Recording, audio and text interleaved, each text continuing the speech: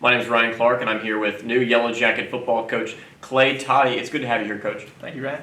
Coach, where were you born? Where did you come from? How did you grow up? I was born in Fordyce, Arkansas, actually at the hospital in Fordyce. One of the last babies to ever be delivered in a small hospital in Fordyce, Arkansas. Did you play any high school sports? I did. I played, of course, football. I ran track. You know, we didn't have baseball when I was going through school, but I played that as a kid growing up. I liked basketball, just wasn't good enough to make the team. So, and I was a weightlifter. Powerlifting was a big deal back then. I was a state champion powerlifter. So, I stayed pretty active and pretty well whatever sport was in season was what I was into, especially growing up. Tell us a little bit about your family, your pets, anything you have like that. Yeah, I've got two daughters. JC is 21 years old. She's a pre-med major, or I guess you call it biochem major, but she's wanting to be a doctor. She's going to take the MCAT this summer and done real well there, straight A's. So we're hoping for good things there. My youngest daughter, Presley, is a senior at Rising High School. And then my wife, Heather, I've been married to for 25 years, and she's a respiratory therapist. So that's my family, and they got a couple of huskies. My uncle used to raise husky dogs, so he kind of got us started in that. And sometimes my girls tend to think those dogs are people, but yeah, we got a couple of old husky dogs. You were at Rising for quite a long time. I'm sure you've seen a lot. What's probably the most exciting game you were ever a part of at Rising? Probably the 2000 state championship. We were playing Shiloh Christian, and they were actually ranked 13th in the country in the USA Today poll, and we were anywhere from 21 to 35-point underdogs going into that championship game, and we beat them in overtime, 30-29. So that was at that time called the biggest upset in the history of Arkansas high school football. So that was a really exciting game there for sure, just with the circumstances and the state championship on the line. As someone who's played a lot of sports, I know that a coach can be a role model and someone who can give you a lot of life lessons. What does being a coach mean to you? Well, exactly what you said. You know, I always say this: at the end of the day, we're all going to meet the good Lord, and He's not going to ask how many games we won. He's not going to ask how many championships we won, but He is going to. I think we are going to have to give account for how many lives we touched, how many young men we raised into being good men, good fathers, good Christian men, and so. I've always felt like that I was called to be a coach, and I always felt like that God has used me in that role. Certainly not perfect, sinner saved by grace, but yeah, no, at the end of the day, it's to take, football, a lot of rough people gravitate to football, and some people don't understand that. Some people, that scares. That never has scared me. I grew up around a lot of rough people, Right. But you can use football to train and mold people and change their lifestyles and change their habits, and so that's the ultimate goal. How did you get started coaching? Well, I played college football at Ouachita Baptist for a legendary coach named Buddy Benson, and Coach Benson, he called me after my senior year, the spring of my senior year. He would call me down in the office, and we would talk a lot of coaching. And of course, I always felt like I was led to be a coach.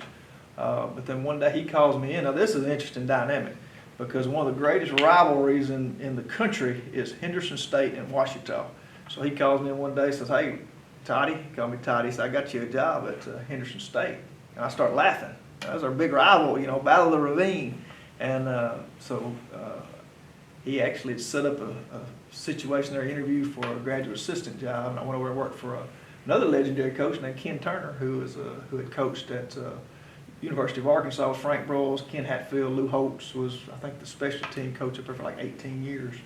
So I got an opportunity to work for Coach Turner there at Henderson, and that was when I first got into coaching. So you played at Ouachita Baptist and you played high school football too. What was probably your most exciting, or really just your highlight of your football career? What's the thing that you think back on? Well, as far as individually, I was an All-AIC, which that was the old Arkansas Intercollegiate Conference. That had UCA, Henderson State, Arkansas Tech, UAM, and I was an All-Arkansas Intercollegiate player there. That was something that I was very proud of. That was an extreme blessing. I was also an NAIA Academic All-American. So with the grades and the athletic accomplishment there. And probably more meaningful, I was voted team captain by my peers. And I was a team captain in junior high football. I was a team captain in high school football. I was a team captain in college. So, that was something because that come from my peers that they recognized, that servant leadership and that relationship that I was able to have with all walks of life, which I think, led to me coaching. Mentally, what do you look for in a team leader, in a good football player? Well, in a nutshell, I always say there's two things we can all control. We can control our attitude, how we think, how we react, how we carry ourselves, our body language, how we respond to adversity, our mental toughness. All that's incorporated in your attitude, and that's something that we try to develop and we talk about all the time. But a good positive attitude, and then our effort. Anybody can give effort. A lot of times teaching kids, they think they're giving effort and they can always give a little bit more. So, in a nutshell, attitude and effort. And that's been the basis of what I have emphasized, for 30 years in coaching. When football has got a lot of tradition behind it, what does the culture of the sport mean to you as a coach? Well, I tell you, that's a huge asset when you have tradition. And I followed Win from afar. It's a very well-respected program. I knew Coach Campbell, Coach Don Campbell's son, Chris, was a good friend of mine. And so I got to know Coach Campbell better through him.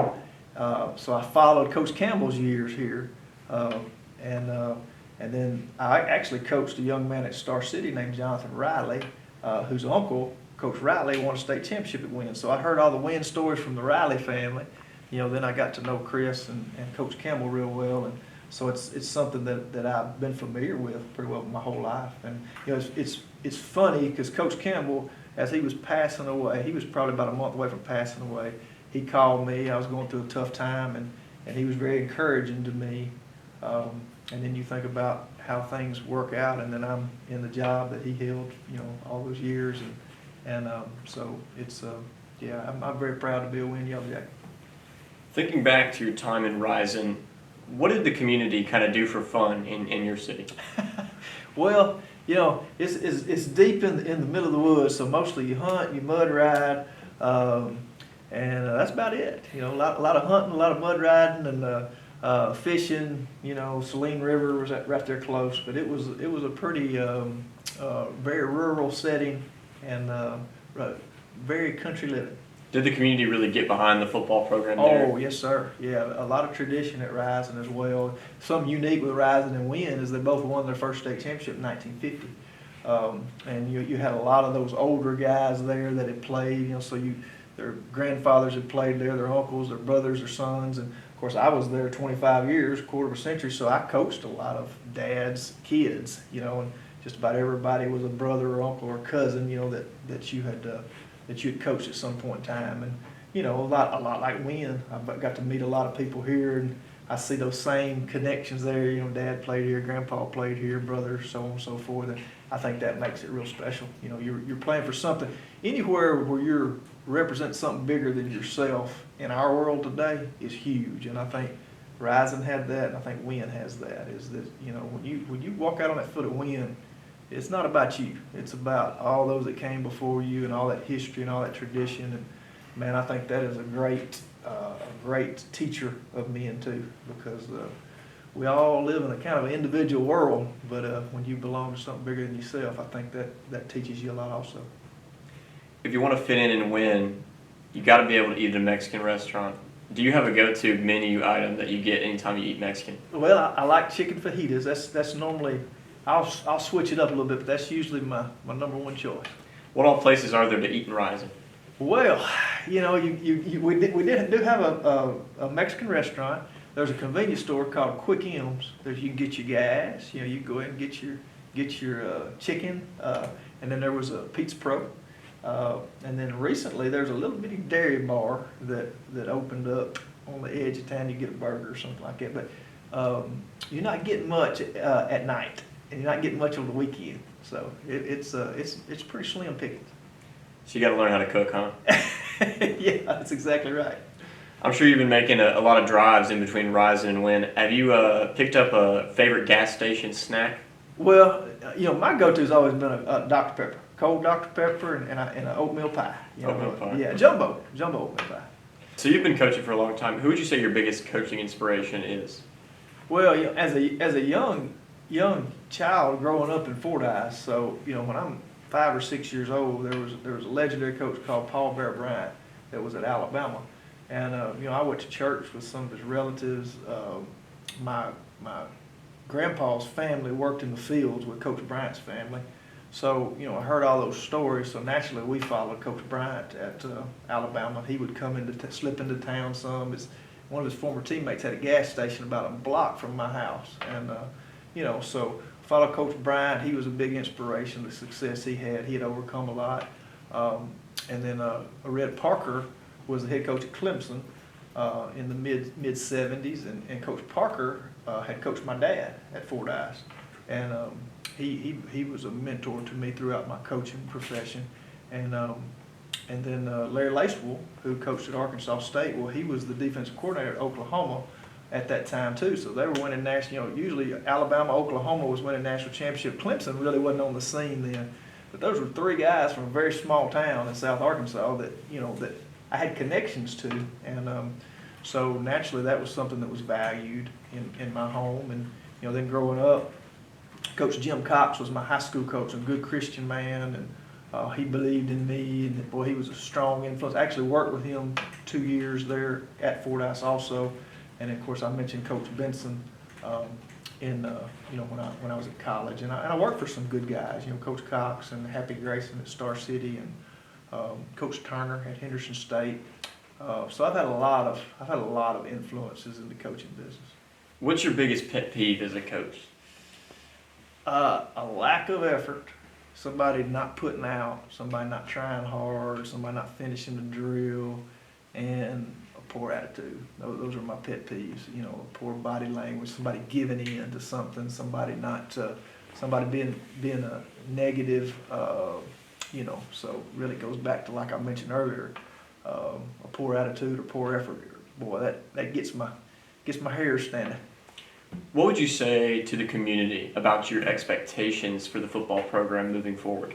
Well, naturally Wynn has a high expectation of success, and I've always had a high expectation of success. So we want to compete at a high level. We want to compete at a state level. But we want to put something out there that people are proud of also. We want to put a disciplined team out there. We want to put a team out there that represents our town with some class and some pride, something that we're proud of. And at the end of the day, we want to know when they got finished playing that they're a better man. Thank you so much, Coach. Yes, sir. Thank you, Ray.